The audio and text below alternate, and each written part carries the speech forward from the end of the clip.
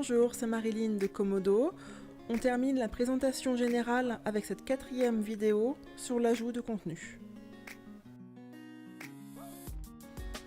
Pour cette vidéo sur l'ajout des contenus, nous allons voir l'ajout de contenu en général, comment est-ce que vous ajoutez vos blocs sur les pages. On va aussi se concentrer sur des exemples de notes, notamment la note billet qui est la note la plus importante sur votre site, que vous utiliserez très fréquemment, elle est polyvalente. Et nous verrons enfin la publication de vos pages et comment est-ce qu'en tant qu'admin, vous pouvez prévisualiser le rendu, avoir un aperçu de votre travail. Donc, comme on l'avait vu précédemment, la page est découpée en sections et chaque section va être alimentée avec des blocs que l'on appelle SmartNotes. Pour les ajouter, première façon, depuis la section, on clique sur le plus « Ajouter du contenu ». On a le panneau de ces SmartNotes. Et sur la gauche dans la palette, ajouter du contenu. Ce sont deux chemins différents pour le même panneau. Les notes sont organisées par thématique. Donc les notes de contenu, les notes pour la navigation, les notes événements, les notes multimédia, les notes pour intégrer d'autres services, les notes pour interagir et les notes pour décorer. Lorsque vous êtes sur le panneau des Smart Notes, lorsque vous sélectionnez la note, vous voyez que tout en haut, il y a le descriptif pour son usage. Donc pour ajouter la note, on clique sur la note que l'on veut, ici une note billet, en haut un champ titre, on va mettre un contenu en exemple, et toujours sur la gauche, la palette de la note avec les options de la note, donc les options qui diffèrent d'une note à l'autre, on le verra un peu plus loin. On clique OK en bas et la note se place sur la section. Ensuite, une autre note, donc toujours depuis ajouter du contenu. Ici, une note image. Je vais prendre l'image depuis le site. Je valide mon image. Ça me convient. Je valide directement. Voilà mes notes, donc sur une grille de section à 3 colonnes. On redimensionne en cliquant, glissant vers la gauche. On déplace par cliquer glisser. On fait clic gauche et on déplace les notes. Et vous voyez que quand on déplace les notes, elles se décalent automatiquement. Je vais ajouter une troisième note, la note titre. Donc on a une note billet, une note image et maintenant une note titre, avec toujours à gauche la palette de la note. On valide. Et là je déplace ma note. Je l'allonge sur toute la section. Et je redéplace mes notes. Et vous voyez en fait qu'en haut, il y a un espace blanc, c'est parce que la note dernière news, la note titre, prend toute la largeur. Donc vous voyez comment on déplace et on voit que la section s'agrandit selon les contenus. Donc quand vous rajoutez de vos contenus, la section principale va s'allonger. Je réduis la note titre et regardez les autres notes, elles remontent automatiquement. Une fois les notes ajoutées sur la page, vous voyez que quand on est sur vol, il y a sur la droite ce que l'on appelle une barre d'icônes qui apparaît. On va regarder de plus près. La première icône, celle que vous utiliserez le plus souvent, le crayon, pour modifier la note, ajouter vos contenus. Ensuite, la croix pour supprimer la note. Les deux feuilles pour la duplication de la note dans la page, dans une autre page, dans une autre section. Ce sont les trois icônes les plus importantes. Ensuite, l'association d'une nouvelle note, c'est un peu spécial. Par exemple, si vous voulez mettre une image dans certaines sections, en fond, vous mettrez une image et par-dessus, vous associerez des notes billets.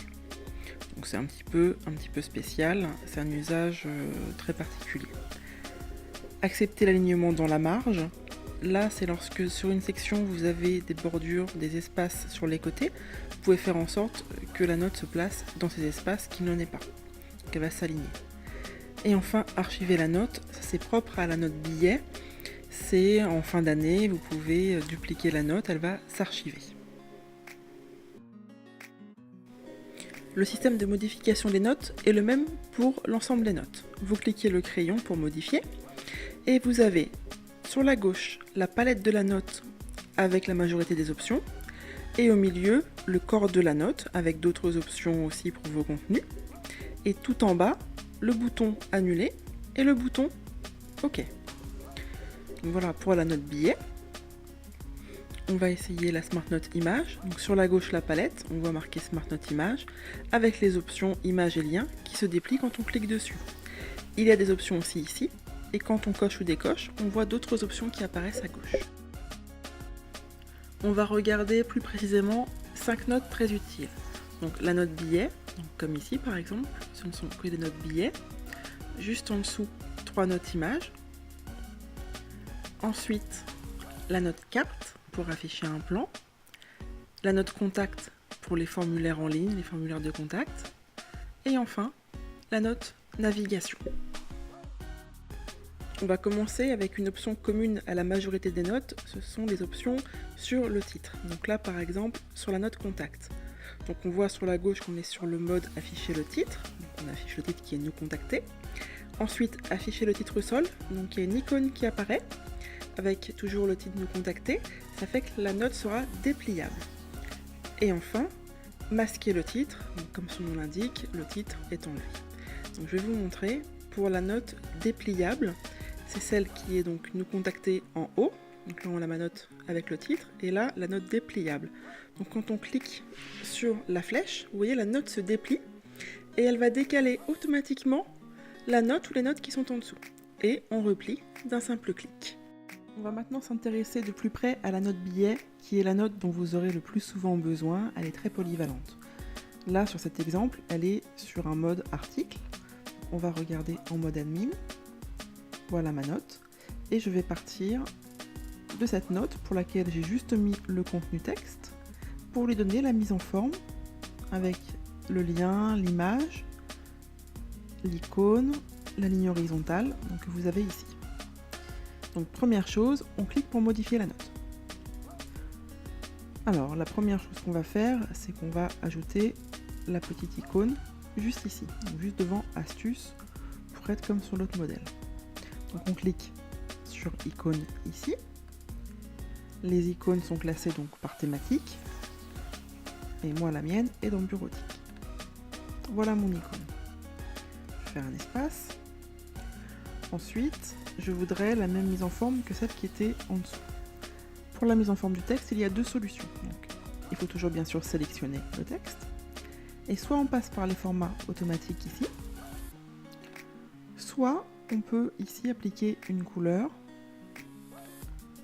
ou une taille à la police. On peut aussi le gracifier, mettre l'italique, un soulignement. Donc là, moi, je vais passer par les formats automatiques en sous-titres de contenu. Ensuite, ici, je sélectionne et je vais passer en mode titre de contenu. On regarde, donc je clique sur OK. Et on voit que j'ai bien mon icône, les mêmes formats. Ensuite, donc, ce qu'il me manque, c'est la ligne horizontale et le lien en bas, lire la suite, et enfin l'image. Je clique sur modifier.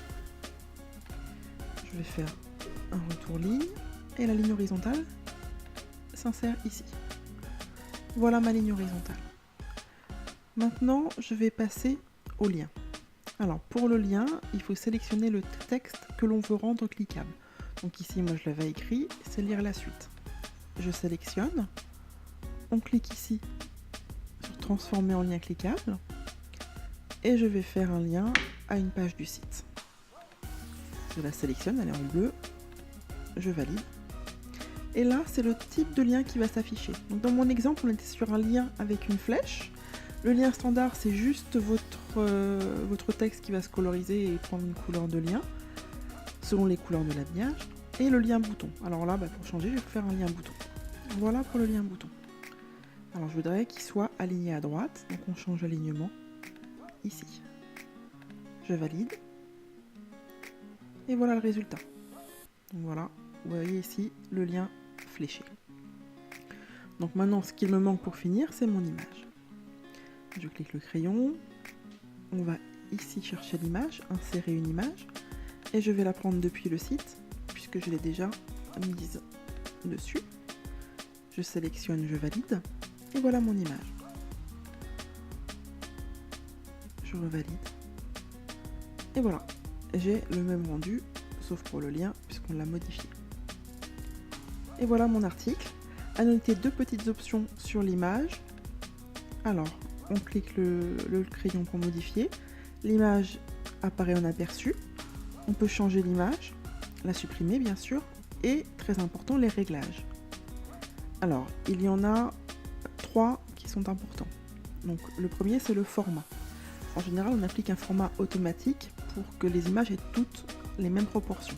C'est un format carré. Vous pouvez le modifier ici. Donc, le format, la largeur de l'image par rapport à la note, et enfin, très important, le lien sur l'image, puisqu'on peut aussi rendre l'image cliquable. Et c'est très important sur les sites de faciliter la navigation du visiteur, et donc d'offrir beaucoup de moyens de naviguer, et donc de ne pas être avare sur les liens.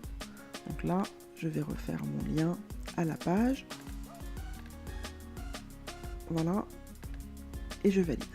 Donc là, j'ai un lien, on voit quand on survole qu'il y a la main qui veut dire que c'est cliquable. Là, en revanche, je n'avais pas défini de lien.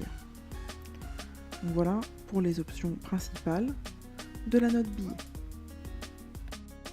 On continue la présentation des notes importantes avec la note image. Donc voici 3 notes images. Donc la première, on voit qu'il y a un zoom et elle a un format étroit. On clique dessus. Donc là, vous voyez qu'il y a l'option de zoom ici qui est cochée. Et on est en format étroit. Elle a également un titre, donc les bureaux. Et il n'y a pas de lien défini. Pour le zoom, c'est intéressant pour voir en plus grand bien sûr une image. Mais attention, si vous avez un lien défini sur l'image, ne mettez pas le zoom. Ça ferait trop d'effet sur l'image et c'est pas forcément cohérent. La deuxième image, ici on a une légende et un petit contenu de légende. Donc vous voyez, on a coché l'option ici, légende en bas. On a presse en titre de légende et en savoir plus dans le contenu de légende. On a également mis un lien vers une page du site et ça fait le lien en fait qu'il y a, regardez, un petit effet, ça s'assombrit légèrement quand on survole avec la souris. C'est la même chose sur cette image. Donc voilà pour cette note image avec une légende en bas et également une option en haut, image seule sans titre ni fond, puisqu'on n'utilise pas de titre, donc on met juste l'image, on peut le décocher si on veut, et vous voyez quand on le décoche, on a le champ titre qui apparaît ici, mais si on recoche, il va disparaître, puisqu'on a demandé à ne pas avoir de titre, donc l'option sur la gauche disparaît. Et enfin, la troisième note image, ici avec la légende au centre et toujours un lien défini. Voilà pour la note image. Ensuite, la note carte. Donc pour la note carte, on clique le crayon pour modifier comme d'habitude. Les options sur la gauche, donc avec l'option de déplacement, plan satellite, c'est ce que moi j'ai affiché et c'est l'option qui est par défaut. On peut mettre un fond de carte sur la région ou sur le département. On peut centrer sur le département si on veut. Et le format de la carte. Donc le format de la carte dépend de l'affichage que vous voulez. Ici, moi j'ai pris 13 et 3 puisque je voulais que ce soit une note plutôt longue et verticale. Donc vous voyez, on clique, on a l'avenue qui s'affiche et on peut utiliser toutes les fonctions de Google Maps. Et vous avez des options propres à cette note sur la droite. Alors pour déplacer la note, c'est un peu particulier parce que quand on clique, ça fait une action. Donc pour déplacer la note, il faut utiliser la petite croix sur la droite. Les options après, voilà, pour ajouter un autre point sur la carte, donc vous pourrez regarder les options. La base, c'est de mettre au moins votre adresse pour que le visiteur puisse avoir le lieu précisément et regarder sur Google Maps. Le formulaire de contact, donc avec des champs. Sur la gauche, le titre du champ, à droite, le type du champ. Alors la seule subtilité du formulaire de contact, c'est de bien avoir le bon type de champ selon ce qu'on attend du visiteur. Donc par exemple ici vous voyez j'ai indiqué document et donc dans le type de champ j'ai choisi fichier. Dans le commentaire j'ai texte sur plusieurs lignes puisqu'on s'attend vraisemblablement à ce qu'il y ait plusieurs phrases qui soient indiquées par le visiteur. Dans l'adresse mail on a un champ adresse mail et on a les petites options à chaque fois, champ obligatoire qu'on peut cocher ou pas. Donc vous voyez par exemple que le type de champ va définir la façon dont ça s'affiche. Puisque pour le document, on a un bouton parcourir, et pour le commentaire, qui est un texte sur plusieurs lignes, on a cette grande colonne. Une autre option de la note contact, c'est la présentation. Là, vous voyez, on peut cocher présentation sur 2 colonnes. Alors, je vais vous montrer déjà comment c'était. Donc, on a les champs qui sont dans les colonnes, en fait. Et quand on coche présentation sur 2 colonnes, le champ va sortir et se met sur la gauche. Donc, selon la note, selon l'emplacement où vous êtes, choisissez l'un ou l'autre. C'est plus habituel maintenant d'avoir une présentation avec une seule colonne, mais c'est vraiment comme vous le voulez. Donc voilà pour la note contact. Et enfin, la note navigation tout en bas. Alors, vous avez les options sur la gauche. Regardez quand je coche, on voit que ça s'affiche ici. On peut afficher en lien, donc comme c'était, avec juste le texte qui est cliquable, ou en bouton. Donc voilà, je vais vous montrer pour les boutons. Alors, la particularité des boutons, c'est que quand il n'y a pas la place de les afficher, on met des icônes. Et regardez, si j'agrandis ma note, là on va afficher les boutons. Et si on rétrécit, on va repasser sur des icônes. Donc, selon l'espace accordé à la note, vous allez avoir des icônes ou bien des boutons qui s'affichent. Donc voilà pour la note navigation. Idéalement, placez-la dans le pied de page, comme c'est une section qui se répète sur l'ensemble des pages, donc vous la mettez uniquement ici, et ça se répète automatiquement. Donc voilà pour ces 4 notes supplémentaires, donc les notes images, la note carte, la note contact et la note navigation, qui sont importantes et que vous utiliserez vraisemblablement un peu moins peut-être que la note billet, mais qui sont vraiment des notes basiques et que vous trouverez donc dans Acheter du contenu. La note image est ici. La note navigation est dans les Smart Notes pour la navigation, c'est celle-ci. Ensuite, nous avons vu dans Smart Notes pour intégrer d'autres services la note carte, et dans les Smart Notes pour interagir, la note contact qui est ici. Donc on a vu l'ajout des contenus, donc maintenant ce qui est intéressant bien sûr c'est de les rendre visibles, donc de les publier. Alors, en sachant que quand vous faites une modification dans l'administrateur, vous cliquez sur OK, c'est enregistré. Si vous vous déconnectez, vous vous reconnectez plus tard, les modifications que vous avez faites seront de toute façon toujours visibles pour vous en tant qu'admin. Une fois que vous avez fini, n'oubliez pas depuis la palette de cliquer sur Publier la page. Ça va enregistrer vos dernières modifications et on voit ici par exemple que la page est à jour avec le bouton vert. Donc toutes les modifications ici sont visibles pour le visiteur. Donc ce que j'ai en mode admin, c'est ce que le visiteur a également.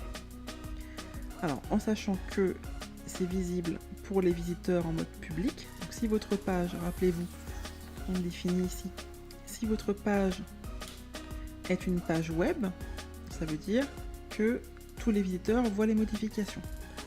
Si en revanche votre page c'est une page membre, quand vous enregistrez, quand vous faites publier la page, ce sera visible bien sûr que pour les membres. Donc la publication rend visible les informations au public que vous avez défini.